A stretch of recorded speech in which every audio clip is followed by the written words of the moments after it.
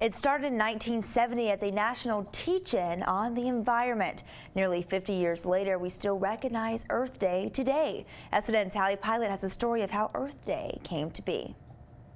It all goes back to a vision from Wisconsin's Democratic Senator Gaylord Nelson. And in a representative democracy, you get action when there's a consensus, when the people demand it. That consensus in 1970, turmoil, leading to a grassroots explosion. People were responding to what they saw happening locally. Like the smog in Los Angeles, the death of the Great Lakes, and Cleveland's Cuyahoga River catching on fire. But Nelson says the environment was left behind in the political agenda as the Vietnam War raged. The primary purpose I had in mind in organizing Earth Day was to get a huge demonstration in order to force the issue into the political mainstream. Which he did with the help of a law student named Dennis Hayes, but it was several years in the making. Years before Earth Day, I persuaded President Kennedy to do a nationwide conservation tour. My hope was that then, in 1963, we'd get this issue into the political dialogue of the country. Which he says failed, but he had his moment in 1970 when he said, we really need to look at the big picture. That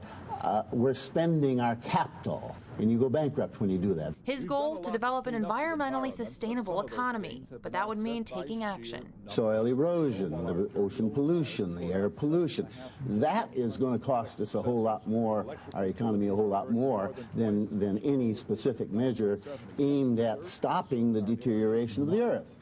This argument that people make all the time, the president even makes it, we can't interfere with the economy. We're interfering with the economy every single day and getting poorer and poorer each year. Nearly 50 years later, we still observe this day, but is it for the same reasons? That's what we'll try to answer this week. With a look at Earth Day, I'm Hallie Pilot.